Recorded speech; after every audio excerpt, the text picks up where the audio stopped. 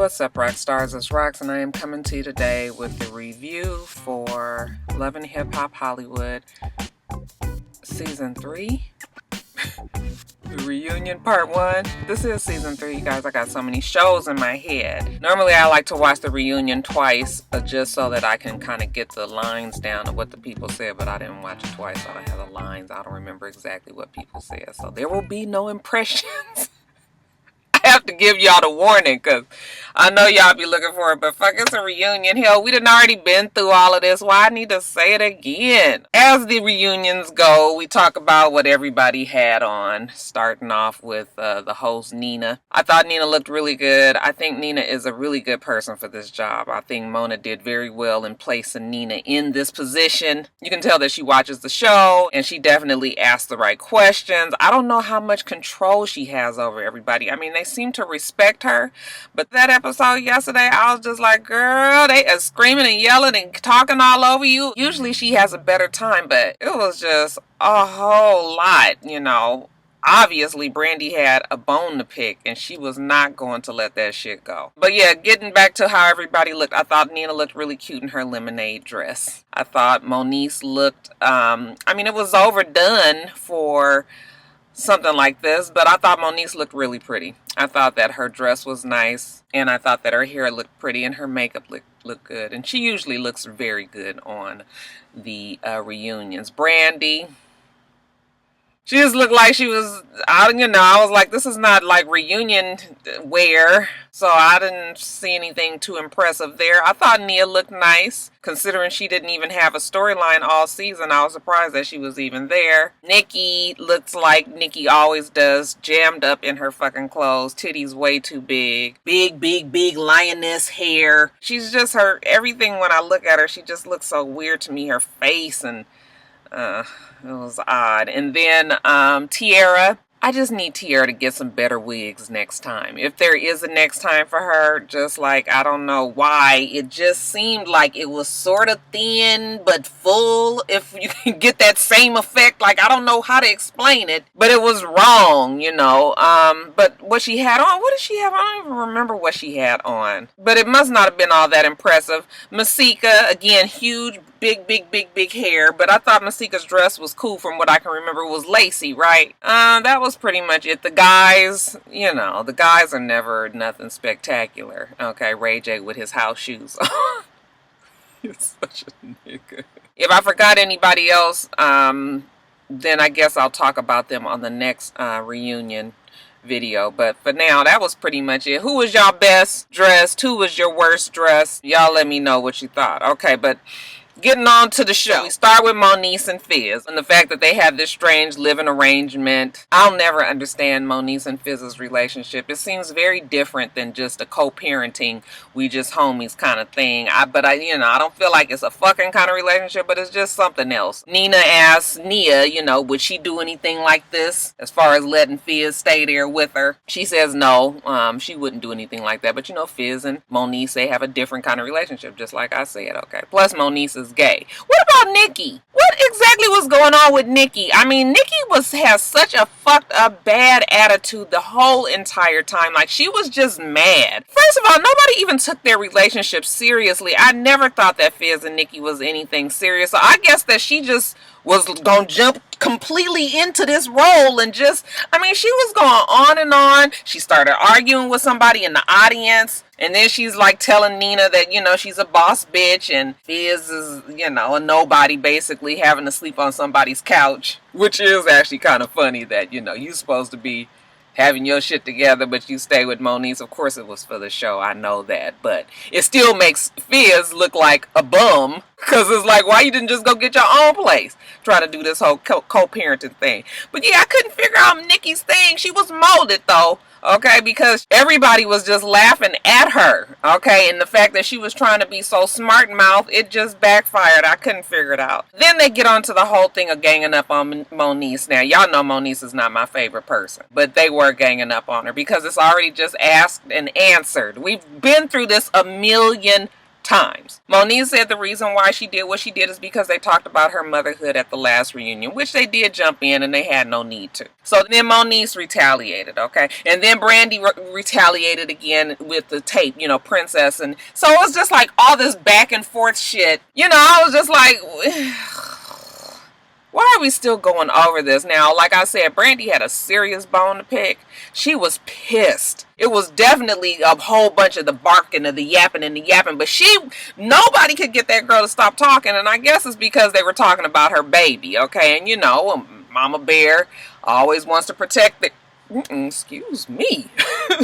Mama Bear always wants to protect their cub. She was just so mad and just going on and on. Even when Monice said that they were jumping on, ganging on Masika. When Masika said they were ganging on Monice, and even when Tierra said they was ganging on Monice, it still was no stopping Brandy. I was like, child, somebody done put a fucking battery in your back, huh? Just say, yep, yep, yep, yep, yep, yep, yep, yep. Masika, of course, out in the audience trying to throw her usual shade. She couldn't even get her shade off good because you couldn't hear nothing. It was just a whole bunch of yelling and screaming and Nina trying to get in control and security coming up there and, you know, the men trying to calm the women down and all. I was just like, this is a whole lot. But I did feel like they was ganging on Monice because at this point, we already know that she's not the best mama. Okay, come up with something else. But I would be pissed if Monice told me that my child was ugly. And not only did she say the baby was ugly, but she was just like, no, I'm not sorry for... You guys, I had a little bit of a laugh there because I was like, ooh, that Monice is fucking savage. But Monice doesn't care. She said they opened Pandora's box. Ain't no telling what could come out. Okay, well, the sex tape did come out as well. Then Fizz tried to get all puffed up in the chest. Okay, like he was going to do something mini teeth with them fucking grills in top and bottom. See, this is why I don't listen. My dentist Roxstars, my real ones out there, they came into my comments and they was like, Roxanne, it's very expensive to get your mouth fixed. The problems that he have is going to take more than just, you know, veneers. There's going to be some reconstruction and breaking of bones and fuck, you know, all of this. But yet and still, he goes and buys some very expensive grills. I mean, they had diamonds and shit in them. So I was just like, I mean, I guess they could have been cubic zirconia. Okay, but for performance's sake, and what I'm seeing on the TV, it looked like he got some damn diamond grills in his mouth. And if he could pay money for that shit, I'm going to need that boy to go get his mouth fixed. I just see him. Like, anyway, we done talked about that to death too, huh? So that was pretty much it with them. You know, Fizz and Mini Teeth did get into an argument because Mini Teeth was like, you would be real pissed off if somebody talked about your son too. Okay, you would be ready to turn up, so don't be coming up here with the fake shit. And that was true. Like, you can't be mad at them for the shit that you said about their kid, okay? But, I mean, they didn't say what they said about Monice. It's just a never-ending cycle, child. We moving on from there. The wedding. Talk about the wedding. You know, Princess still affected about the fact that her daddy don't give a fuck. I was just really here for Mr. Sonia Norwood, okay? She came out and she said, you know what? Now that the child signed a prenup, I'm fine with her. I had to sit down and learn Princess and talk to her family and all that, but as long as I know she ain't getting a piece of my son's pie, I am good, baby. Again, they talked to Brandy about, you know, her telling Ray J about the prenup. Of course, I didn't believe any of that shit to begin with. It just seems very convenient. And now, again, it seemed very convenient because they was like, oh, no, we good now because I shouldn't have reacted the way I did. That's what Ray J said. So, you know, it's just a nice, easy little tidy tie up to that. They ain't never had no, Princess ain't never had no prenup, but Ray J did. Again, we see Nicki was real salty on this part too. I don't know what happened with Nicki and Princess. So I guess behind the scenes they had done fell apart. I didn't never remember really too much of them having scenes together. Princess don't really have many friends. But I'm trying to remember, did they even talk in the last couple of seasons? I mean, maybe they did. I can't remember though. Even though they invited Safari and Safari said he had a great time there. Thanks for inviting him. They didn't invite Nicki. And Nicki said Princess and her was talking once and one of them sent a text about they tired of the fake shit and then the other one just stopped calling and then they ain't talked ever since. I was just like, I don't know what their beef is about. I feel like it's more to that story, but we didn't get it. Then we move on to your boy Safari. You know, he had his burgundy fur on there. I was like, actually, it was a nice jacket. Sunglasses. which, you know, I fucking can't stand when people have on sunglasses inside. But I think eventually he took them off. They was just talking about how people felt about him and, you know, calling him a gold digger and, you know, saying that he was whack and that he was a loser and all of that, you know, that he was suing Nicki Minaj and trying to take her money. He was just like, if I was trying to take her money or if I was a gold digger, I would have stayed with her. I left her. At the height of her career, she was worth however many millions of dollars. Like, I mean, that's not what a gold digger does. That's probably what a stupid person does. He's so funny to me. I never thought I would say that about old Safari. Then when they ask him about this lawsuit that he had against her, he starts talking about it. You know, they pan the camera to Ray J, and Ray J is trying to tell him, like, kind of like, hey, ixnay on the information. This show will get your ass so caught up in trick bags. You got this live audience here, and people gonna be tweeting and taking pictures and Instagramming and Facebook and all that. Don't even say too much. Just be like you ain't suing her no more. Okay, so Ray J was trying to help him out. Then they get on with Nicki and Safari and Rosa, the threesome that never was. And I don't know. What do you want me to say about it? Safari said that he liked Nicki. He's a serial monogamist. Okay, and when he's with somebody, he wants to be with that person. Okay, Nicki obviously was fucking around with Rosa Costa. Rosa said that she was just upset that he thought that he could, you know, have this threesome. That he wanted both of them. Okay, and then they was all like, yeah, that's Ray J's fault. You know, Ray J was like, no. You know, you didn't understand what I said. Nigga, I didn't say you wanted the both of them. Say you want it all. Okay, that mean everything in the room. Was cracking up. But, you know, it was all in good fun, you know.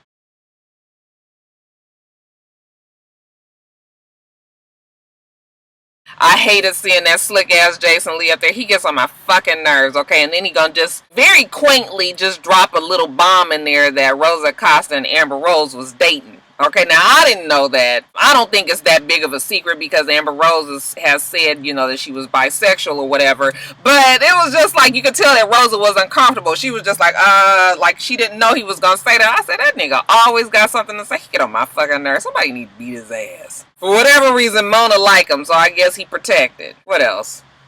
Got back to Brandy. Talking to her about stealing this $27,000, you know, Minnie Teeth just said, you know, he wasn't really mad at the fact that she took the money. He was more mad at the fact that he usually spends up all of her money, and this time he gave the money to her, and then she spent it. Okay, so maybe he mad he didn't get to spend it first. Brandy, she's all, this wasn't money that was in savings. This was the CD that I was going to buy. Child, splitting hairs, whatever. Okay, you spent the money.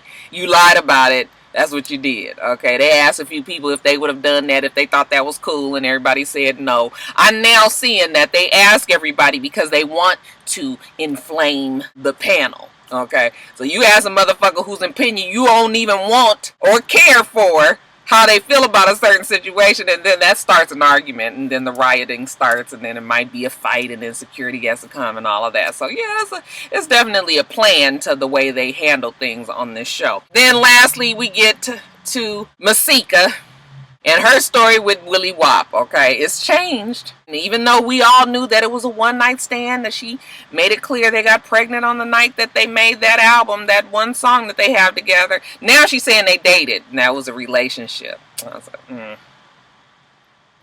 Y'all know what I was going to say, right? A lie don't kill, tell it, Masika. I'm not giving Masika too much of my energy because Masika is full of shit to me. When they were asking her questions about the collab, then they bring in the notion that Hazel didn't lie about Willie Wop being on her album. Masika was like, I already said that wasn't him on the album, and, you know, I'm done with it. And then they was just like, well, why don't we just let Hazel defend herself? And Masika was just like, I already told everybody I am not going to share the stage with her. I am not giving her any of my camera time. She cannot come up here and talk to me and be on the same stage. I'm not sharing the couch. That damn Nina looked at her like this.